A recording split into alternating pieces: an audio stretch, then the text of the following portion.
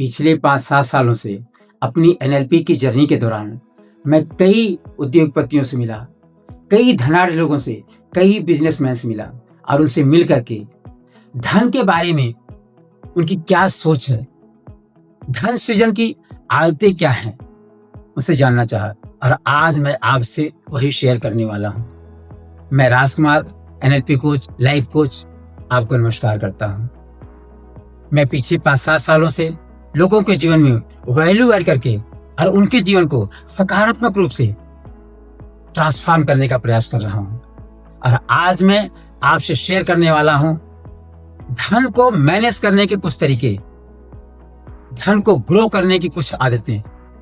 आइए अपनी वीडियो पर चलते हैं। तो सबसे पहली आदत ऑटोमेशन। ऑटोमेशन किसका? इन्वेस्टमेंट का। जी हाँ, आपको जो इन्वेस्ट करना है उसको ऑटोमेट कर दीजिए। जैसे कि आपके अकाउंट से वह पैसा अपने आप इन्वेस्टमेंट अकाउंट में चला जाए। उससे होता क्या है, कभी कभी क्या होता है कि मैनुअली हम कुछ करने में आनाकानी करते हैं, टाल मटोल करते हैं, लेकिन यदि आपने ऑटोमेशन में कर दिया तो टाल मटोल की कोई बात ही नहीं है वहां पे। और जैसे ही आप ऑटोमेट कर देते हैं, आपके पैसे बढ़ने की आदत क्या हो जाती है? कंसिस्टेंस हो जाती है। और कंसिस्टेंसी वेल्थ क्रिएशन में और इन्वेस्टमेंट में बहुत जरूरी है। तो आपने पैसे को ऑटोमेट किया कि नहीं तो आज ही ऑटोमेशन में डाल दीजिए। दूसरी आदत, कमाई से ज्यादा बचत। अब आप कहेंगे ये सर क्या सर? देखिए, जो सच मायने में वेल्थ क्रिएट करते हैं वह दिखावे पर ध्यान नहीं देते, वह अपने इंटरनल डेवलपमेंट पे काम करते हैं, वह अपनी लर्निंग पे काम करते हैं, वह एसेट्स बनाते हैं, वह नेटवर्किंग बनाते हैं, वह रीडिंग करते हैं। अमीर लोग दिखावा नहीं करते, वो वेल्थ क्रिएट करते हैं। वेल्थ क्रिएशन के लिए ये जरूरी नहीं है कि आप कितना कमाते हैं, क्रिएशन के लिए यह जरूरी है कि आप कितना बचाते हैं। हम लोग क्या करते हैं? फिजूल की खर्ची करते हैं। वह दूसरे के पास है इसलिए हमने भी खरीद लिया। क्या आप भी यही करते हैं? आज से छोड़ दीजिए। तीसरी आदत, जितना कमाओ उससे कम खर्च करो। जो लोग क्वाइट हेल्दी हैं वह क्या करते हैं? मैंने देखा है अमीर लोग, क्वाइट वेल्दी लोग फिजूल खर्चा नहीं करते। वह स्टाइलिश शूज, लग्जरी गाड़ियां, बड़े बड़े बंगलों पे खर्चा नहीं करते हैं। उनका जीवन बहुत ही सरल होता है, बहुत ही सिंपल होता है। वह खर्चा कहाँ करते हैं? एक्सपीरियंस के ऊपर। आप जो भी खरीदें, चाहे स्टॉक हो या कोई वस्तु हो, पूरी तरह से सोच समझ कर खरीदें। तो आपको अपनी लाइफ स्टाइल को कंट्रोल करना बेहद जरूरी है। यह मोर सेविंग और मोर इन्वेस्टमेंट में हेल्पफुल होगा। चौथी आदत, कमी से समृद्धि की ओर सोच की आदत। जो सक्सेसफुल होते हैं वह हमेशा बेनिफिट पर ध्यान देते हैं, वह नुकसान पर ध्यान नहीं देते। नुकसान पर अपनी एनर्जी जो है वह वेस्ट नहीं करते हैं। वह हमेशा लर्निंग पर ध्यान देते हैं, वह हमेशा इन्वेस्टमेंट पर ध्यान देते हैं। वह नए नए बिजनेस में इन्वेस्ट करते हैं, नए नए अपॉर्चुनिटीज को देखते हैं, नए नए कैरियर को देखते हैं।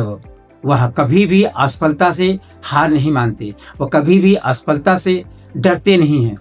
यदि आप भी लेस से मोर की ओर जाने की आदत एक बार डाल लिए तो फिर आप पीछे मुड़ के नहीं दिखते हैं, आप आगे ही बढ़ते चले जाएंगे।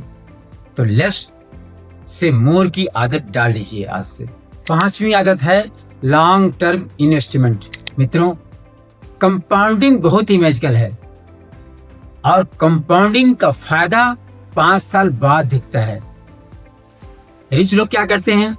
40%, 50% तक भले गिर जाए वो शेयर, वो उसको होल्ड करते हैं, लेकिन आम लोग घबराकर उसको सोल्ड आउट कर देते हैं।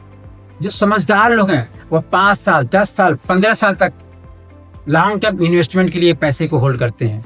तो कंपाउंडिंग बहुत मजेदार है। यह आदत आपसे आज से और अभी से अपने अंदर कल्टीवेट कर लीजिए। और छठी आदत है स्टार्ट अर्ली।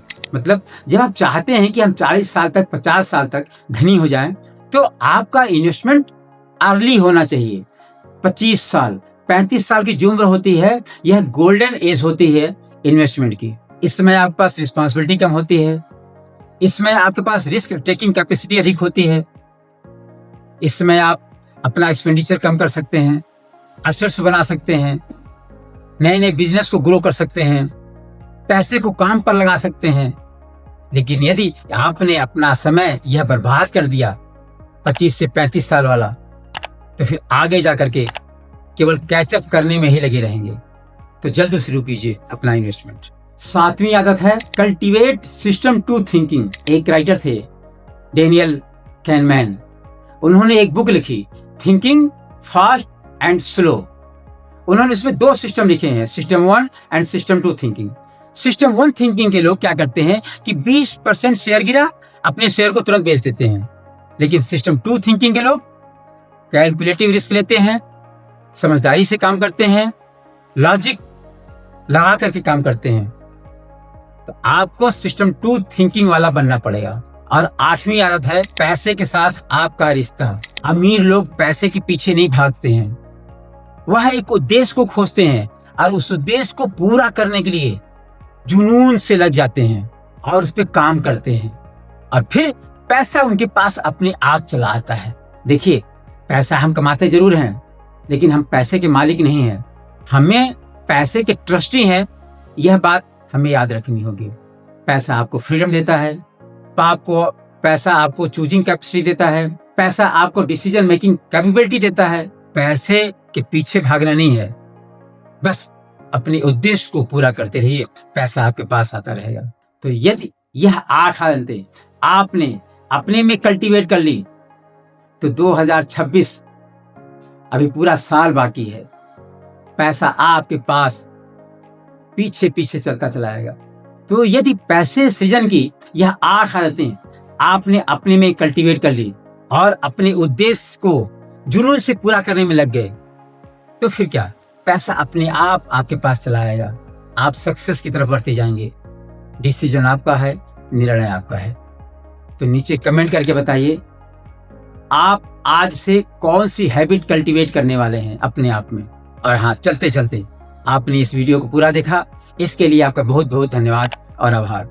वीडियो को लाइक करना, शेयर करना और सब्सक्राइब करना मत भूलिए। धन्यवाद। जय हिंद, जय भारत।